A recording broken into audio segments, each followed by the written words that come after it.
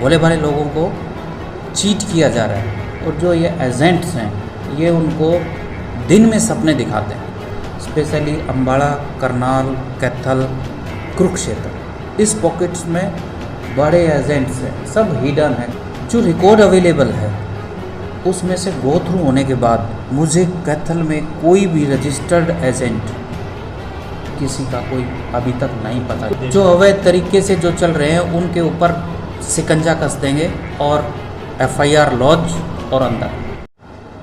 पिछले काफ़ी समय से कैथल डिस्ट्रिक्ट और कैथल के आसपास लगते हुए अन्य डिस्ट्रिक्ट जैसे कुरुक्षेत्र है, करनाल है और अम्बाला है, इन ज़िलों में कबूतरबाजी और इमिग्रेशन रिलेटेड केसेस बहुत ज़्यादा संख्या में बढ़ रहे हैं। यहाँ कई गांवों में देखा गया है कि गांव के गांव बाहर जाने के लिए उत्सुक हैं, उसके लिए इवन इलीगल प्रोसीजर को भी अडॉप्ट करने के लिए कोई हिचक नहीं है लोगों में। और जो युवा है वो मेटेरियलिस्टिक वर्ल्ड की चकाचौंध की वजह से और लाइफ में जल्दी प्रॉस्पेरिटी गेन करने के लिए ड्यू प्रोसेस ऑफ लॉ को अवॉइड करके लाइक डंकी वीज़ा या किसी अन्य गलत तरीके से, हालांकि कुछ वैध तरीके से भी जा रहे हैं, इस तरह के केसेस की लगातार संख्या बढ़ती जा रही है। दिनों दिन number of complaints increasing in a very large number. तो इस संबंध में माननीय गृह मंत्री जी और आईजी साहब और एसपी साहब की स्पेशल इंस्ट्रक्शन, अगर इस तरह की कोई भी घटना इमिग्रेशन में किसी के साथ चीटिंग हुई हो और किसी भी तरह उसका पैसा को साइफन करके और उसको नहीं पहुंचाया हो, या यहाँ से भेजने के बाद उसके साथ किसी भी तरह की बाहर अब्रॉड में जो डेस्टिनेशन जहाँ भेजना था उससे पहले ही उसको रोक के और उसके डॉक्यूमेंट जब्त कर लेना, या इस तरह की कोई भी ट्रबल आती है तो उस रिगार्डिंग हमारे पास बहुत सी कंप्लेंट आ रही है। तो उसमें कंप्लेंट्स की इंक्वायरी कर रहे हैं और कंप्लेंट्स को इंक्वायरी करने के बाद अगर किसी के साथ चीटिंग रियल में है इमीडिएटली एफआईआर रजिस्ट्रेशन होगी। इसमें देयर इज़ नो डिले, इसमें स्ट्रिक्ट कंप्लायंस के साथ काम हो रहा है। पिछले इस साल जनवरी से और अभी तक 45-46 मामले हमारे संज्ञान में आ लिए हैं, जिनमें एफआईआर रजिस्टर हो गई है और बड़ी स्फूर्ति से एक्यूज्ड को अरेस्ट किया जा रहा है। स्पेशल टीमें हैं जो इसके ऊपर काम कर रही है। इस बुराई से हमें सोसाइटी को किसी भी तरह से निकालना है। भोले भाले लोगों को चीट किया जा रहा है और जो ये एजेंट्स हैं ये उनको दिन में सपने दिखाते हैं कि आपकी लाइफ में बड़ी फास्ट से चेंजेस आएंगे, इकोनॉमिक प्रॉस्पेरिटी आएगी, लेकिन एक्चुअली में जब ये कंप्लेंट का उसमें कंटेंट देखते हैं तो मतलब बड़ा ख़राब लगता है कि लोगों के साथ चीटिंग करके उसके मनी को हड़पा जा रहा है। तो बहुत सारे यहाँ पर एजेंट्स इस पॉकेट में हरियाणा में, स्पेशली अम्बाड़ा, करनाल, कैथल और कुरुक्षेत्र, इस पॉकेट्स में बड़े एजेंट्स हैं, सब हिडन है, कोई मतलब इस तरह की एक्टिविटीज़ को वो अंजाम दे रहे हैं।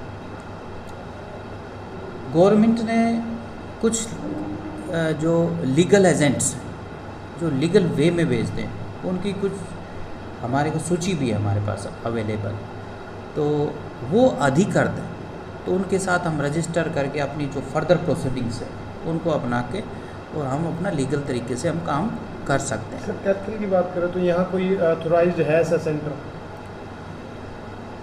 जो रिकॉर्ड अवेलेबल है उसमें से गो थ्रू होने के बाद मुझे कैथल में कोई भी रजिस्टर्ड एजेंट किसी का कोई अभी तक नहीं पता। तो युवा लगातार तैयारी कर रहे हैं सर बाहर जाने को लेकर भी प्रोसेस में, तो क्या अपील करोगे युवाओं से आप? युवाओं से मेरी अपील है, जो आपका सही प्रोसेस है, अगर आप आइल्ट्स के थ्रू जा रहे हो या आपका कोई स्पॉन्सरशिप ओरिजिनल है उसके थ्रू आप जाओ, या आपका टूरिस्ट वीज़ा अगर कोई घूमने के लिए पर्पज़ से जा रहे हो तो उसी पर्पज़ से जाओ, और ये गलत तरीके ना बिल्कुल ना अपनाएं।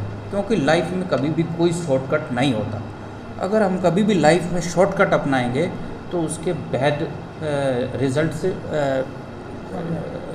सामने आएंगे, ये श्योर है, इसमें कोई भी वो बात नहीं रहती। कबूतरबाजी की बात की जाए तो कैथल का हरियाणा में कौन सा स्थान है और वो किस आधार पर रखा गया है? हाँ बिल्कुल, अपने यहाँ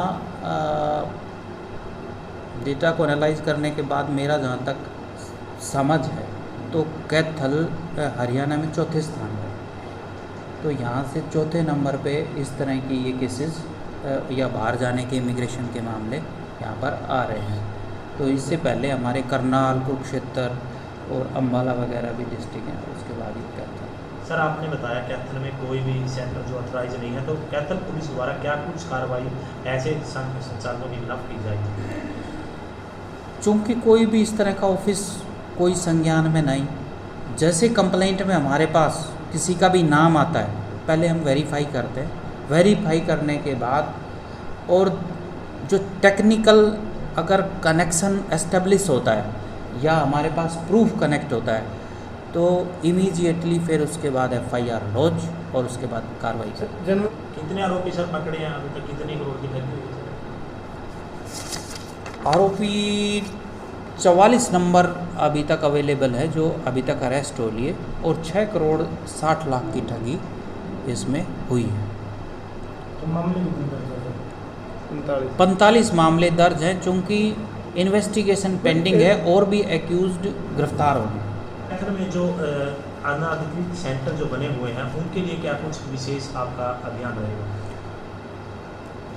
इसके लिए प्रायोरिटी पे पहले इनकी डेटा कलेक्शन का कार्य शुरू किया है, फिर उनकी सूची तैयार करके और जो इन्वॉल्व हैं उनके खिलाफ कार्रवाई अमल में लाई है। कब से सर कार्रवाई शुरू होती है?